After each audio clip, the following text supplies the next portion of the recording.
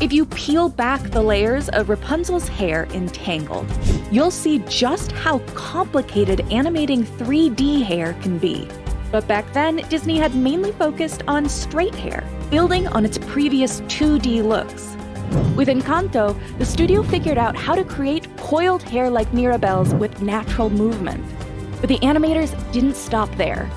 Encanto made history as the first Disney animated movie to represent the full range of hair textures, from 1A to 4C. Getting from here to here required over a decade of innovation. The story begins with a familiar storybook princess, who in 2010 was seen for the first time in 3D. Disney's first major foray into 3D hair animation came with Tangled. Rapunzel's 70 feet of hair was basically its own character in the movie, pretty much breaking every real-life law of motion. And not just because it was magical. That's a lot of hair. She's growing it out. Every shot of every movie has a lot of bending the laws of physics. Otherwise, things would look very flat. This emphasizes a key tenet of Disney's animated hair. The goal isn't always to make it as realistic as possible, but rather believable within the fictional world of the story. To make Rapunzel's CG animated locks look as appealing as Disney's hand-drawn ones, the filmmakers started with a hair Bible. Created by artist Glenn Keane, who is behind some of the biggest hair hits of Disney's 2D past. The Bible set rules, like how Rapunzel's hair could never fall in anything resembling a straight line. It had to have volume, rhythmic curves, twists, and turns, and a signature swoop in the front. But that shampoo commercial hair wouldn't be so easy to replicate in 3D. It's not hand-drawn where you're focusing more on the shaping and you could cheat. You have to kind of take everything into account when you're doing CG hair, even stuff that's not on screen. Like wind or different sources of light or shadow. And Rapunzel's strands interacted with the environment in ways never seen before. You had hair interacting with cloth, with skin, with other hair. The other characters were constantly touching, pulling, climbing, and rolling in it. Accounting for all these interactions would require simulation, a way of automating the movement of elements like hair, fur, and cloth. The only movie before Tangled where I think we had really even attempted simulated hair was Bolt with Penny. You know, we knew we had a huge task ahead of us to go from basically that to 70-foot long blowing hair. Engineers then created a program called Dynamic Wires, which combined physically based simulation with laws for determining the hair's behavior that defied physics. This allowed the artists to make Rapunzel's hair twist and turn in exactly the ways they wanted. In real life, this hair would weigh 60 to 80 pounds, so it'd clump into a mass or drag on the ground like a heavy tail. But in the movie, you see it gliding smoothly along. Meanwhile, to give the artists more power to sculpt the look of Rapunzel's hair, the team broke down her 140,000 strands into 147 different tubes. The idea was to sculpt tubes of hair that would represent the main locks of hair. That process allowed us to kind of control the way the hair would break apart and interpolate. This tube grooming tool was the predecessor to Tonic, the hair grooming software that Disney still uses today. A lot of the technology from that movie has pretty much still exists till this day or has evolved into a newer form.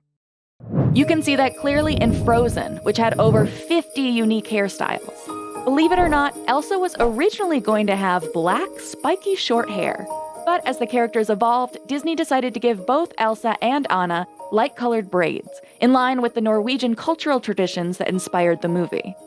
We were pulling the hair from her head, weaving through into a braid that went all the way to the end, and just trying to ensure that those braid pieces didn't crash into each other and didn't bend and move properly was a challenge for us. For Bolt, Disney had developed a hairbrushing tool called iGroom, which worked well on short-haired characters. But that, plus the tube tools from Tangled, weren't enough for braided looks. So Disney's engineers built a new hair grooming system called Tonic. Tonic is a volume-based tool, which lets artists group the hairs on a character's head and move and direct those sections of hair in the desired ways. This allowed look artists like Michelle to create the first versions of complex styles within a few days, a process that before would have taken several weeks. The team was also able to use Tonic for the hair on the wolves and horses, and the shaggy reindeer hair on Sven's neck. Elsa's hair had another environmental element to adapt to: snow. Particles of snow or sparkles on top of hair is like procedural geometry on top of procedural geometry, so that was hard to figure out. And then there were the gusts of wind. Very stylized bangs shapes, these kind of pieces that form that really distinctive silhouette. She really does, towards the end of the movie, get blown around quite a bit, and trying to balance maintaining that stylization and that kind of appealing shape language with real physical motion. Figuring out hair's interaction with the wintry elements in Frozen paid off in Moana, where the focus was on hair's interaction with more forces, like water and character movements. Things might have been more straightforward if the demigod Maui had been bald, like the Rock himself, which was the original plan. The Polynesian cultural advisors pointed out that Maui's long hair is a source of his spiritual energy. So both Maui and Moana ended up with long, curly, wavy hair. I've only been thinking of keeping this hair silky and being awesome again. The first task was sculpting their zigzag or S-shaped curls, a hair shape Disney hadn't created before. Making those shapes on very, very long hair, and then trying to figure out how to manage those individual curl locks so they don't poke through each other and catch on each other. This task required Disney to expand Tonic's tube grooming tool, giving it the ability to curl the hair up. After sculpting the shape, the team figured out how the waves would move and hold their look. Part of the trick with something like wavy hair or curly hair is retaining the volume of the hair, because if you just sim it as is, it will just like collapse and fall flat on her head. So how do you retain the flowiness of it? The team developed what they called an elastic rod model, which determined the degree to which the hair would retain its twists and springiness under different forces, like wind or water. If, let's say, Moana is falling through the sky and her hair is really stretched, well, how much of her hair is it going to be a full straight line versus how much curl is going to be there? Or if she compresses, how much is it going to bunch up? But Disney also wanted to give its animators an ability to guide the simulation of the hair. So the engineers built a new hair program, Quicksilver, that combined rigging and grooming controls. Instead of animating the characters with static hair, now the animators could put the hair into starting poses, and Quicksilver's engine would use those poses to determine the resulting movement. By allowing artists to shape the posing of the hair, Disney was able to recover some of the expressiveness of hand-drawn animation that could often get lost in CG. It's particularly useful for the interaction moments where the character is doing something with their hair specifically, and the animator wants to guide what that's going to be. They wanted Moana in particular to be able to constantly play with her hair, since that habit is typical of teenagers, as they observed it in actor Auli'i Cravalho as she performed Moana's lines in the studio. The character's darker hair also broke new ground for Disney. If you look at kind of previous movies, Tangled, Frozen, like we haven't really done any like black, darkish hair colors. So that reacts fairly differently to light than other hair colors. And how do you kind of still show its richness? You kind of have to have a movie that needs a hair color to then be able to see how far your technology goes and then attune to that. And now we're at a pretty good spot with actually the shader being able to handle a wide range of hair colors. All of these technologies and more came into play in Encanto. The shading advancements from Moana made it possible to get the rich shades of hair in the Madrigal family. And the S-shaped curls seen on Moana and Maui appeared on some characters in Encanto. We had the software to be able to do type 1 hair or type 2 hair very easily, but we hadn't really figured out how to do coils that are actually helical and that actually look like springs. Specifically for Mirabel, she had kind of a type 3 curly hair, like loose ringlets that get kind of tighter in certain places. The team added this tighter type of coil into Tonic.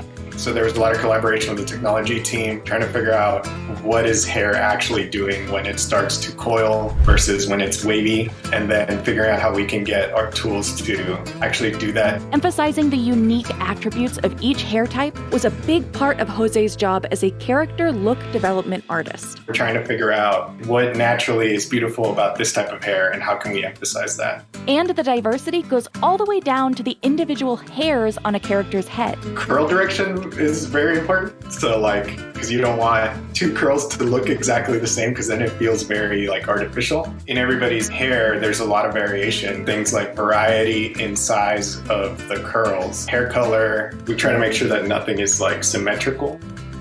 Every strand of hair also figured into the dance sequences of Encanto, building on the movement work in Moana. The artists started by looking at a lot of reference material, including footage of the choreography. We knew that Mirabel and Louisa and a lot of the characters were going to be really active and jumping around, and in a musical fantasy sequence that they could be hanging upside down. Sometimes in those tests you find out that like one piece of hair is quite a bit longer than the other, and so you have to go back in and adjust it. The team would have to look at whether all the strands of hair reacted naturally to the characters' movements and to each other. It was important as ever to honor differences in textures for every character. Previously, Disney princesses had mostly straight hair that moved in big, sweeping paths.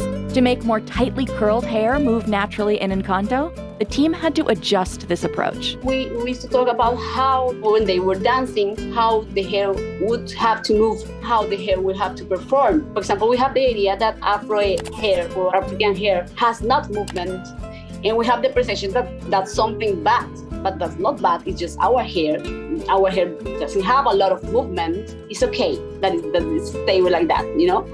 So it doesn't have to be a ponytail with straight hair to be beautiful. What set Encanto apart from previous movies was also the sheer scale of its hair diversity, not just for the Madrigal family, but for the entire town. We have the 12 hair textures in the 12 chapters of the family, but also we have different styles in the whole town in Encanto. You can see turbans, you can see other types of braids, more indigenous population, for example, in Colombia. There's a little girl in the town. She has an afro, not like this with turban, but all free. And also you can find women with braids, very Colombian and African style.